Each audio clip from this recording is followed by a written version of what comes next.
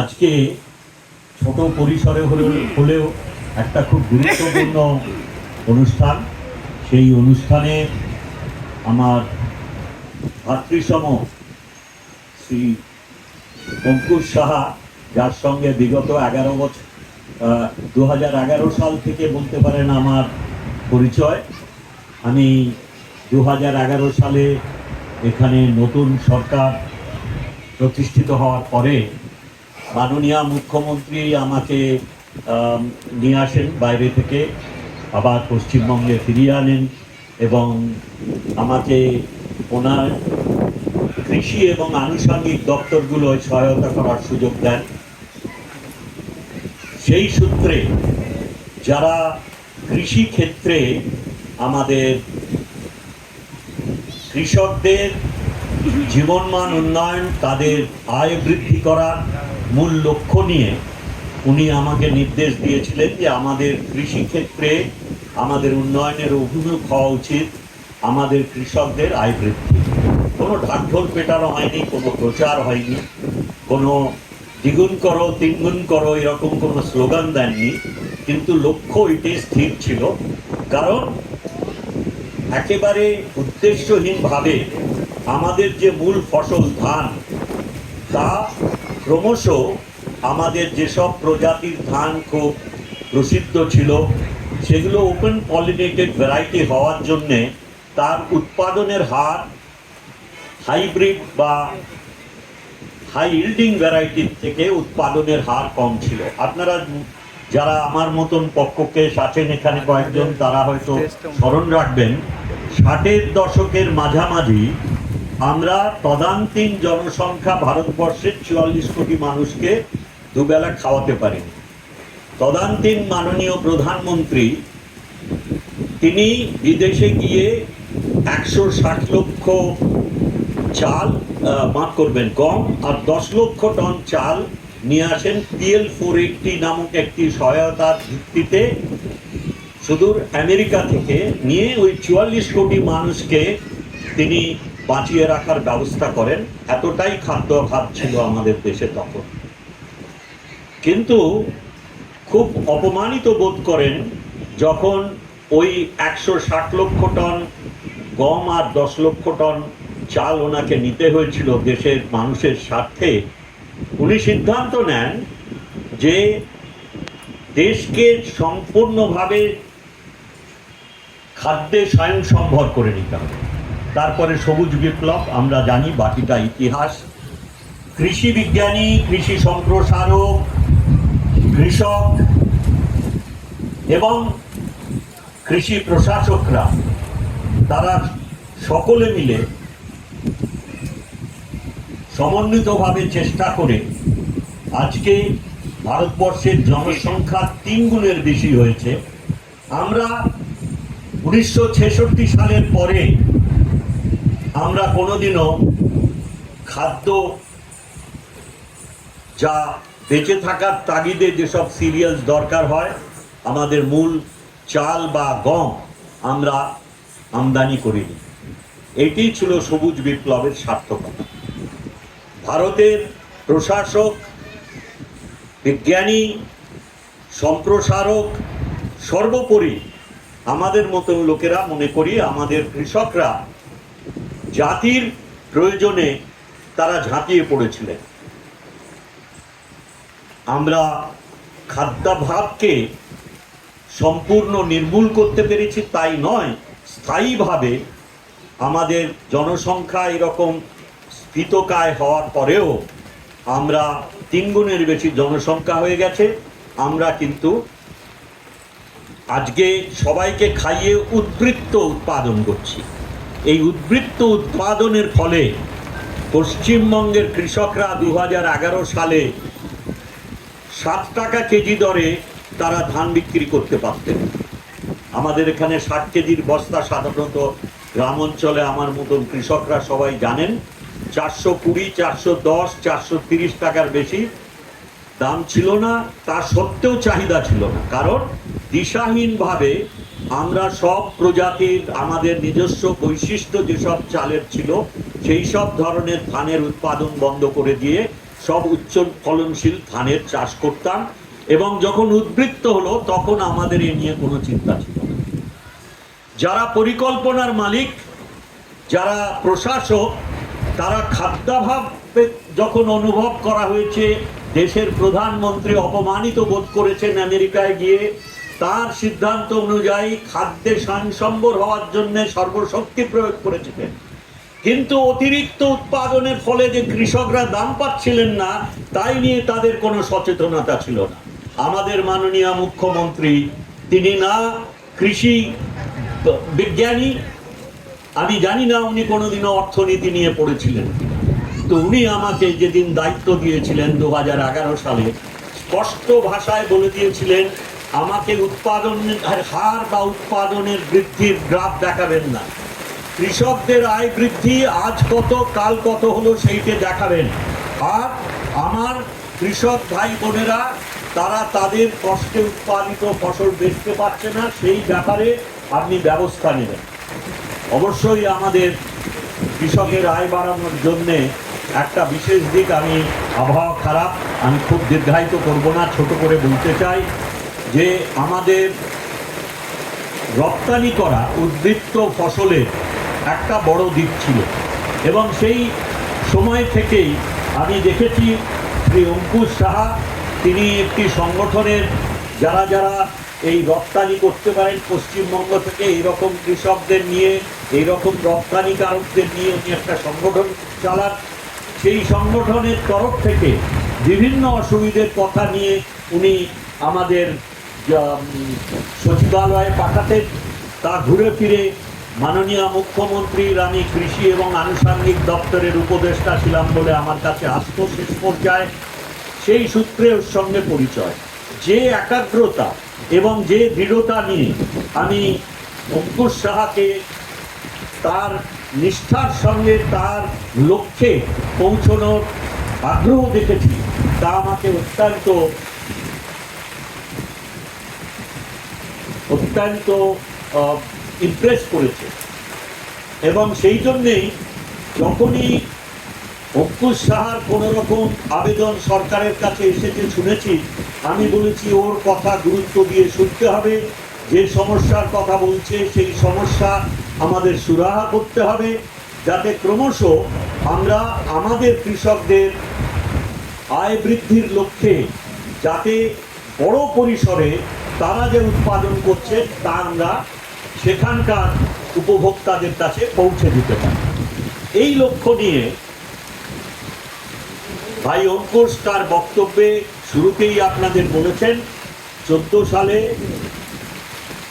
রপ্তানির শর্ত মানার কারণে প্যাক হাউসের অনুসন্ধান করে প্রথমে তাদের ওই সংগঠন থেকে বারাসাত, দ্বিতীয় ক্ষেত্রে বারাসাতেই ক্যাভেন্টাসের যে প্যাক হাউস, সরকারি প্যাক হাউস পড়েছিল অব্যবহৃতভাবে, সেটা নিয়েছেন, তারপরে আরেকটি খুলেছেন, আজকে গাইঘাটায় এই যে প্যাক হাউস খোলা হচ্ছে, সেই প্যাক হাউস খোলার মূল কারণ হচ্ছে যে এখানকার উৎপাদিত ফসল তাকে পরিষ্কার করে তাকে ঠিক পরিবহনযোগ্যভাবে, বিশেষ করে রপ্তানির ক্ষেত্রে যে ধরনের মোড়ক লাগে সেই মোড়ক, এবং তার আগে গ্রেডেশন অর্থাৎ কিনা গুণমান অনুযায়ী তাকে, মাপ অনুযায়ী তাকে আলাদা আলাদা করে মোড়কে পোড়া এবং তারপরে পরিবহনের ব্যবস্থা করা, এই কাজগুলো এইখানে সুষ্ঠুভাবে হবে।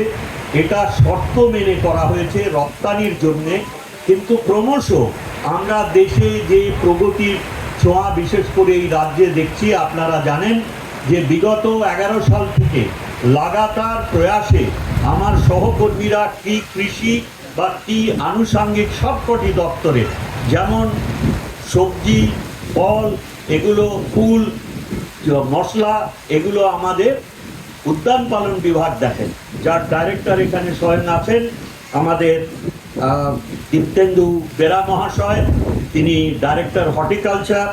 আমাদের সঙ্গে আজকের এই অনুষ্ঠানে উদ্যোক্তাদের উৎসাহিত করতে আমার এখানকার সভানেত্রী, আমাদের পঞ্চায়েত সমিতির শ্রীমতী ইলা বাগচি আছেন, জেলা পরিষদের সদস্যা স্থানীয় শ্রীমতী শিপ্রা বিশ্বাস আছেন হর্টিকালচার দপ্তরের এখানকার আধিকারিকরা, মহকুমা এবং এই এলাকার অ্যাসিস্ট্যান্ট ডিরেক্টর অফ এগ্রিকালচার আছেন এগ্রিকালচারের কৃষি দপ্তরের আমাদের assistant director of agriculture Kolkata থেকে আরও অনেক আধিকারিকরা এসছেন, শ্রী দুলাল বিশ্বাস।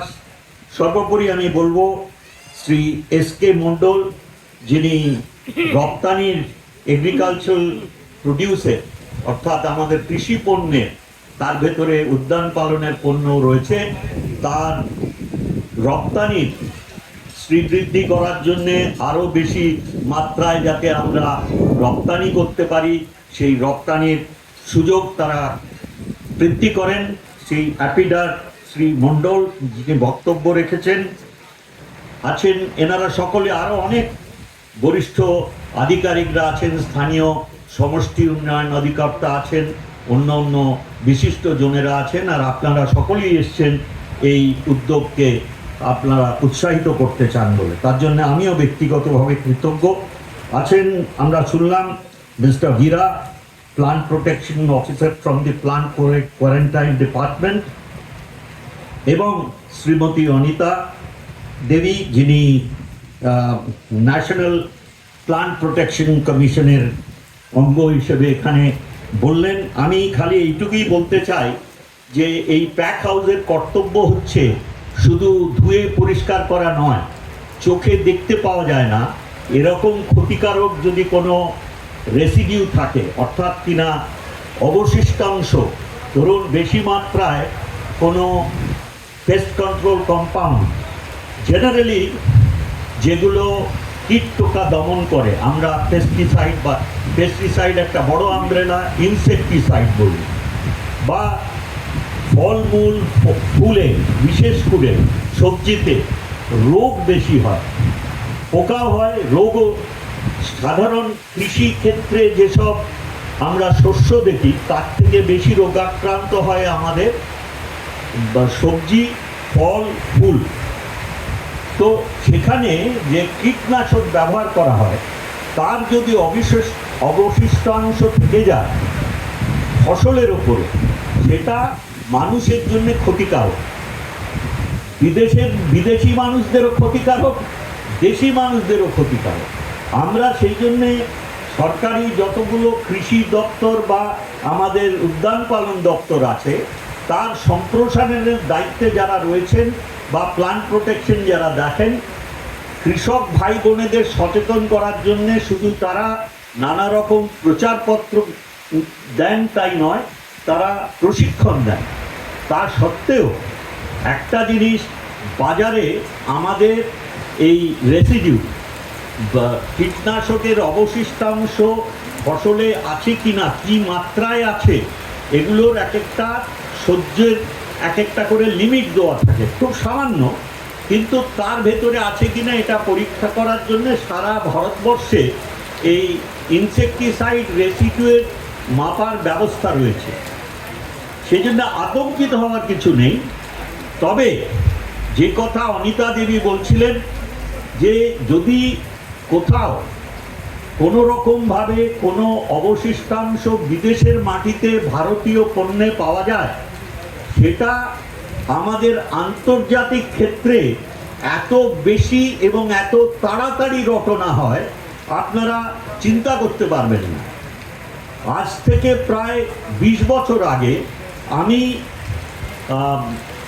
সাউথ হলে, অর্থাৎ ইংল্যান্ডে যেখানে প্রচুর ভারতবাসীরা বাজার করেন, সেখানে একটা এমনি খুব চিপ কাগজের ওপরে, নিউজ প্রিন্টের ওপরে, সেই তখনকার দিনে মনে হলো যেন লিথোগ্রাফে কালো কালিতে ছেপে দিয়েছে যে ভারতীয় আঙুর কিনবেন না, don't by Indian grapes because it's been found to have contamination of pesticides.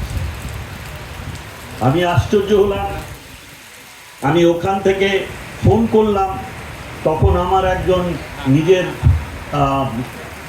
ভাতৃস্থানীয় একজন জয়েন্ট সেক্রেটারি ছিলেন যিনি অ্যাপিডার দায়িত্বে। তিনি বললেন, হ্যাঁ আমরা শুনেছি রোটারড্যামে দুটো কন্টেনারে ওরা স্যাম্পল এরকম পেয়েছে। আর আপনি আশ্চর্য হয়ে যাবেন, সেই রাত্রিরে আমি ইউরোপের আরেকটা দেশে গেছি, রাত্রিরে খেতে গেছি রেস্টুরেন্টে আমার বন্ধুর সঙ্গে, অন্য ভাষা তাদের, সেখানে গিয়েও দেখছি এরকম নিউজ প্রিন্টে ছাপানো কাগজ রয়েছে। আমি বললাম এতে কী লেখা রয়েছে? বলছে I am sorry to tell you, এতে বলা আছে ইন্ডিয়ান গ্রেপস খেও না। কত তাড়াতাড়ি! এটা কেন হয়? এটা শুধু স্বাস্থ্য সচেতনতার জন্য হয় না, এটা হয় আমরা যতটা ইররেসপন্সিবলি খবর ছড়িয়ে দিই চতুর্দিকে। নানান সময় দেখবেন টিভিতে বলা হচ্ছে কোন পাখি ঠুকরে গেছে, সেই জন্য আর বারুইপুরের লিচু আর খাওয়া যাবে না, তাহলেই সব রোগগ্রস্ত হয়ে যাবে। কোনো টেস্ট হয়নি, এটা ছড়িয়ে দিলেন, কারণ আপনার টিআরপি বেড়ে গেল। যে গরিব চাষিরা তার পেছনে তাদের সম্পদ লাগিয়ে বসে রয়েছে, তারা মাথায় হাত দিয়ে পড়লেন। কখনো শুনবেন এখানে নাকি ইঞ্জেকশন দিয়ে দিয়ে সব ফলগুলোর সাইজ বাড়ানো হচ্ছে। এটা সম্ভব? আপনি নিজেকে জিজ্ঞেস করলেন না? আপনারা সকলেই ব্যস্ত হয়ে উঠলেন। ওদের দেশে, এই সব দেশে যারা ইন্ডিয়ান আঙুরের বদলে যেসব দেশ থেকে আঙুর ওখানে বিক্রি করত, তারা জেগে উঠলেন, ভারতবর্ষের আঙুর এবার ঢুকতে শুরু করবে, আমাদের প্রতিদ্বন্দ্বী দেশ, অতএব এটা পেয়েছ ছড়িয়ে দাও। মানুষের মনে আতঙ্ক থাকবে, ভারতের আঙুর আর যাবে না। শুধু বিজ্ঞানের কারণে হয় তা নয়। হ্যাঁ, যদি প্রমাণ হয় যে এখানে সত্যিই অবশিষ্টাংশ মানুষের ক্ষতিকারক মাত্রায় নেই, তাহলে ওনারা বিপদে পড়বেন। কিন্তু আমাদের করণীয় কি? যাতে এই ধরনের সুযোগ আমরা তুলে না দিই। সেজন্যে বিদেশে যা রপ্তানি হবে তা পরীক্ষিত হওয়া দরকার, যেটা কোয়ারেন্টাইন ডিপার্টমেন্ট করেন। কোয়ারেন্টাইন ডিপার্টমেন্ট প্রতিটি পোর্টে এবং এয়ারপোর্টে তারা আছেন। তারা সেখানে যা আমদানি হয় সেক্ষেত্রেও তাদের দেখার কথা, যাতে দেশে এই ধরনের কোনো ক্ষতিকারক জিনিস যেন না কেউ নিয়ে আসতে পারে, দেশের মানুষের স্বার্থ রক্ষার জন্য। আর আমরা যখন প্রশিক্ষণ দিই, কৃষকদের সাবধান করি, যেটা প্যাক হাউসেও যদি যারা রপ্তানির কাজে এটা করবেন, এখানে যে সুব্যবস্থা তারা করেছেন, যেখানে অসুবিধে হবে এই ধরনের কোনো ইঙ্গিত পেলেই তারা সেই কৃষকদের জানাবেন। এর ফলে, কারণ আপনি যখন উৎপাদন করছেন আপনার সুযোগ আছে বাইরে রপ্তানি করার, সেই রপ্তানি হলে আপনার লভ্যাংশ অনেক বাড়বে। এমনও তো হতে পারে যে গুণগত মানের দিক থেকে বা মাপের দিক থেকে বা স্ট্যান্ডার্ড স্পেসিফিকেশনের থেকে একটু খাটো হলো, একটু ছোট হলো, একটু কম হলো, তাহলে তো আপনার রপ্তানি হবে না। কিন্তু আপনি তো সব সাবধানতা নিয়ে করেছেন যাতে বিদেশে আপনি পাঠাতে পারেন। তাহলে কি হবে? আমাদের এখানেও আস্তে আস্তে সকলে অভ্যস্ত হয়ে যাবেন যে দেশীয় বাজারেও আমরা এমন কিছু করব না যাতে আমাদের দেশীয় নাগরিকদের শারীরিক কোনো ক্ষতি হয়। এই যে একটা আতঙ্ক, এই যে নানা রকম প্রচারের কথা আপনাদের বললাম, আপনারা বললে বিশ্বাস করবেন না, আজ থেকে প্রায় 17 বছর আগে, আমি তখন আমার বয়স 60, এখন আমি 77 বছরের যুবক, ব্রাসেলসে গেছি। যে হোটেলে মিটিং হওয়ার কথা সেই হোটেলে হচ্ছে না। একই নামে শেরাটন গ্রুপের 2টো হোটেল আছে ব্রাসেলসে। আমাকে নিয়ে গেছে একটা হোটেলে, সেখানে দেখলাম আমাদের মিটিংও হচ্ছে না, আমার থাকার ব্যবস্থাও নেই। সোজাসুজি তখন জেট এয়ারওয়েজের ব্রাসেলসে ডাইরেক্ট ফ্লাই করা যেত বম্বে থেকে। আমি তখন ওদের জিজ্ঞেস করলাম, বললো আর একটা হোটেল আছে। আমি বললাম দেখে বলো না ওখানে আমার আছে কিনা। খুব বিরক্তির সঙ্গে দেখে বললো হ্যাঁ তোমাদের একটা ওখানে কনফারেন্স আছে, সেটা আমরা বলতে পারছি। তো আমি এসে ওইখানে গেলাম। এই যে দেরি হলো তার ফলে আমি আর নিজের রুমে চেক ইন করতে পারিনি, সোজা মিটিংয়ে গেছি। সেখানে তখন বক্তব্য হচ্ছে, শুনছি যে থার্ড ওয়ার্ল্ডে ডেভেলপিং ইকোনমিতে সব মানুষ তারা অস্বাস্থ্যকর পরিবেশে থাকেন এবং তাদের খাদ্য সম্ভার সব কন্টামিনেটেড। এই ধরনের প্রায় বক্তব্য চিবিয়ে চিবিয়ে বলছেন অনেক দেশের তারা উচ্চ অর্থনীতির দেশ থেকে এসছেন। তা আমি ওখানে যখন বলার সুযোগ পেলাম তখন আমি ওদের জিজ্ঞেস করলাম, আপনাদের এখানে কতজন আমার সমবয়সী আছে একটু বলবেন? আমার বয়স 60 বছর। তখন ওনারা ভাবছেন যে কী ব্যাপার, হঠাৎ বুড়ো বয়স জিজ্ঞেস করছিলেন। তাই বললাম, শুনুন, আমি সোজা সারা রাত এসছি ভারতবর্ষ থেকে। এখানে এসে ভুল হোটেলে নিয়ে গিয়েছিল কারণ সঠিক ঠিকানা দেননি। তারপরে এখানে এসছি সোজা আপনাদের সামনে এসে, এখানে আসার পরে আমি দাঁড়িয়ে আপনাদের সামনে বক্তব্য রাখছি। আমি আমার দেশের সম্পদ খাই, যা উৎপাদন হয় তাই খাই। আমি সেই কন্টামিনেটেড পলিউটেড এনভায়রনমেন্টে মানুষ। আমার মতন কজনের স্ট্যামিনা আছে এখানে বলুন? সারা রাত আমি প্লেনে এসছি, এসে সোজা আপনাদের সামনে দাঁড়িয়ে বক্তব্য রাখছি। তো আমার যদি স্বাস্থ্য এতই দুর্বল, এতই খারাপ হয়, কারণ আমরা কন্টামিনেটেড ফুড খাই বলে, আর খুব খুব খারাপ পরিবেশে বড় হয়েছি, আবহাওয়া আমাদের সব বিষাক্ত, তো আপনাদের এত সুন্দর জায়গায় কজনের বয়স আমার সঙ্গে কম্পেয়ারেবল, আর কজন রাজ্যে এখানে এসে উপস্থিত হয়েছেন একটু বলবেন? আমাকে পরবর্তীকালে সংগঠকরা ফোন করেছিলেন ইউরোপিয়ান ইউনিয়নের থেকে, যে আপনার উক্তিটা আমরা আমাদের যে বই ছাপা হচ্ছে তাতে লিখবো, আপনার কোনো আপত্তি নেই তো? আমি বললাম, আমাকে পিয়ার রিভিউ করতে দিও, মানে আগে ড্রাফটটা দেখিয়ে নিও যে যা আমি বলেছি তাই লিখছো।